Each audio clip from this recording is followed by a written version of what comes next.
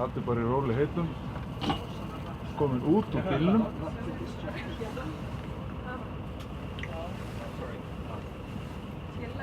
Og þó mann líður eins og maður sé ekki á neinni ferð, sjáu það vissulega eru við á ferð. It will keep going, and the secret is that you really press the air out of the snow, so give you the flotation, and then I have to try to get a little bit faster, of course. Don't want to be here in this steep thing for many days. Okay, now it's not as steep as earlier. Okay. So we were doing half a kilometer per time just earlier. Now we are doing 4 kilometers per hour. So this looks very good. And very soon we will see the glacier. And we measured in September that the redraw of this glacier in a year was 45 meters. 40, maybe from here all the way to the glacier. You can see our snowcat. One of our snowcat is here, ready to help us if we need. This is a Kasparov Flexmobile from Österreich, built it. You see those types often in the ski slope in Europe. It has steel belts, and I bought it from the rescue teams. Okay, now we are starting to climb the glacier. This is going to be steep, but that's the shortest way, only 4 kilometers up straight to the ice tunnel. So we are going to take the shortest way, which we cannot do in the summer because of ice, and that is here about maybe 100 meters thick here, and getting thicker and thicker as we are climbing higher. The altitude of the 1,260 meters, and we are now 880 meters above sea level. So we are climbing very, very fast with this 20-ton truck, and of course it's much easier to drive downhill. It's sometimes tricky to drive uphill, but we are doing very well. We are at the speed of 10 kilometers per hour, so that's exactly what we expect to have in the summer. To have half an hour from the edge of the glacier to the ice cave. Of course, the nature make their own ice cave, but they are always changing and collapsing, and then the water drains out new ice caves. This is so people start making ice cave by themselves, but in this form. The thinking came for some 4 years ago, and now to have it on a stable place, that's why we need to go so high, because the movement of the glacier up there is at the least, and so it's pretty stable, the glacier there, even though the glacier is all by itself alive all the time, moving and melting, and then it was decided to try this out. So these two guys that came up with this idea, it was actually went to an engineer company that in the collapse, in the crisis of 2008, when a lot of people lost their works, this engineer company allowed the 2 persons to work on this project for a while without having any buyers. But in the end, when they had finished, they found a buyer, and the buyer was or is Icelandair in a way, but they made a new fund that is run by the National Bank of Iceland, Landsbankinn or Landsbréf, and they are supposed to fund more things in the tourist industry like this, but actually the pond was established because of the ice cave. That was the first job to work on. The money was there, and then they thought they have all the technology there, but they met all kinds of problems, facing all kinds of problems, because nobody has done it exactly as this tunnel are. There are some tunnels in Europe or even worldwide, pretty small, mostly handmade. This one is huge and absolutely totally different. And as in January or so, the diggers that you will see today, they approached again about crevasse. This crevasse is 5 meters wide.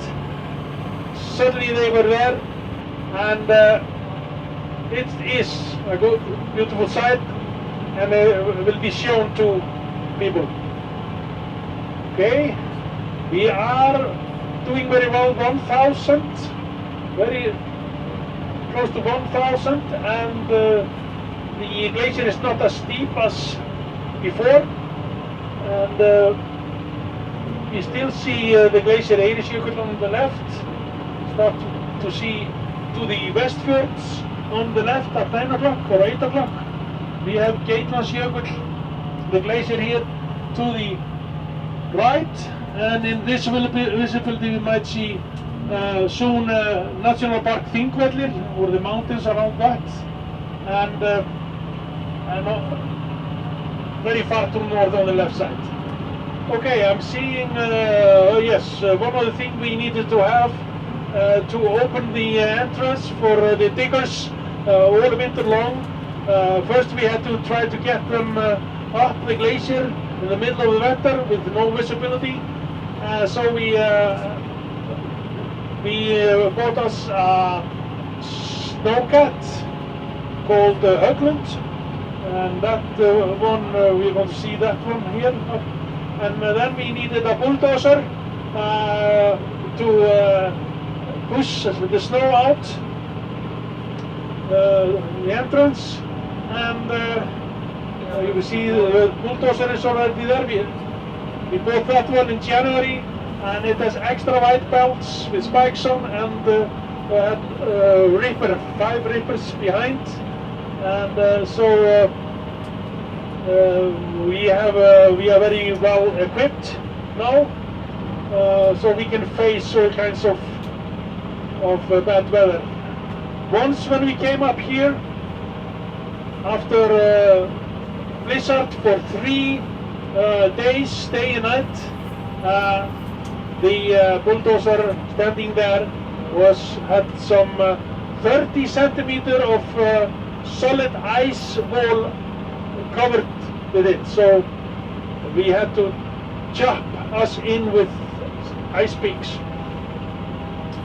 Okay, when we arrive, we will arrive very soon here to the entrance of the ice cave.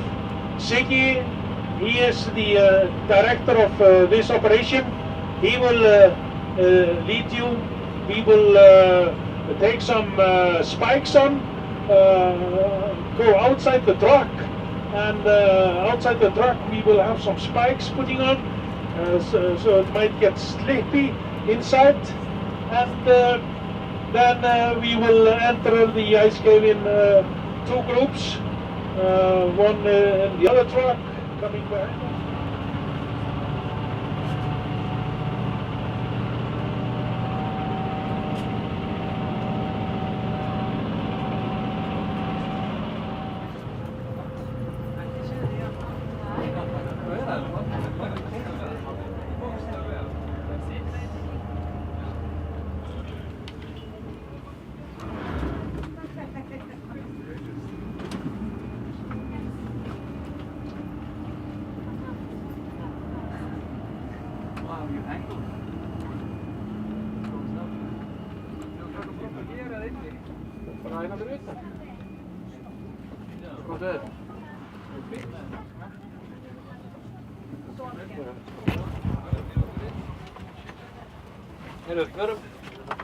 We'll just go outside and put the crampons down.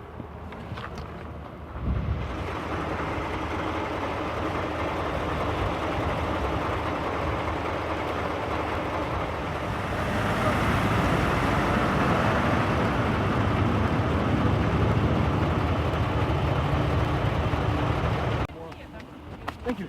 No problem. Here you go. Great.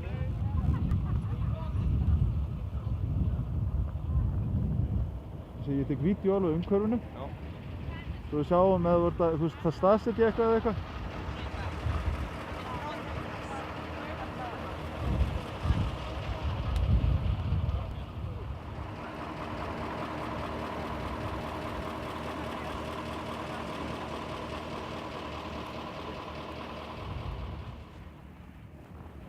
Veistu nokkuð hvað hár hérna inngangurinn?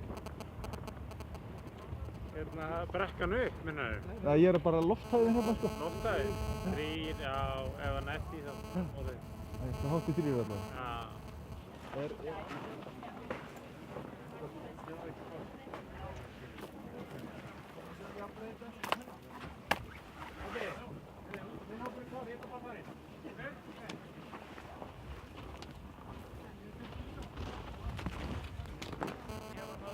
The yellow one that passed by you.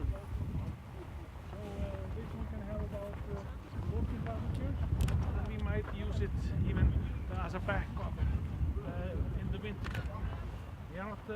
We know the summertime these trucks are very good in the summer. Cool.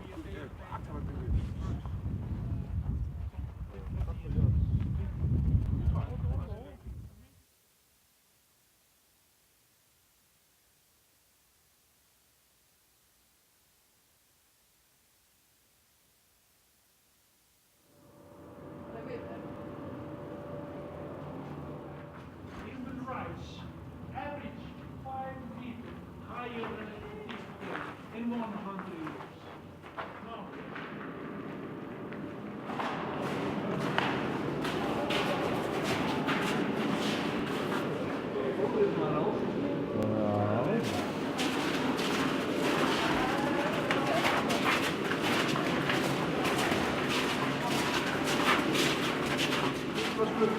Hvað? Þessu hvað?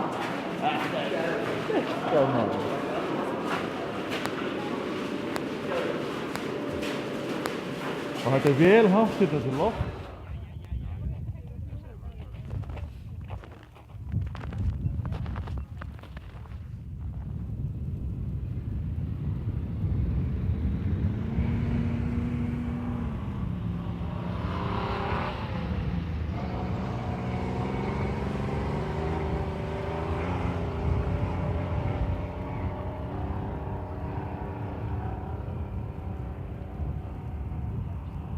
Hermansson, en ég kalla þær Addi, það miklu auðveldara. Já, að flestum ef ekki öllum. Já, sennilega. Já. En þú ert búinn að vera mjög lengi í ferðabransanum eða ekki? Jú, ég byrjaði á 1985 með jeppa og síðan með það sem ég breytist í henni og gerði af súperjeppum. Já, þá opnuði svona vetraferðir fyrir ferðamenn. Já, þú ert einn af brautriðindunum þar. Já, var eiginlega einn þar í minnst kosti 10 ár. Já. En hérna, þér leiðist ekki í stýrishúsinu á þessu trölli hérna. Hvað sagðir að vera margir gírar á bílnum? 48 gírar í þessum.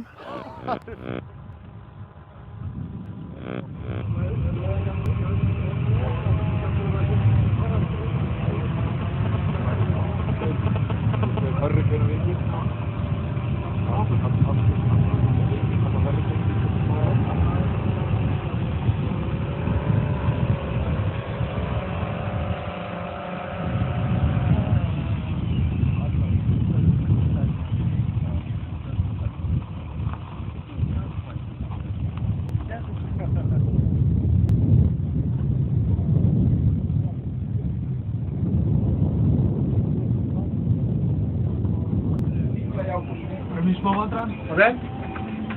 Við erum að vera komin sko aftur til 6. Já, ok.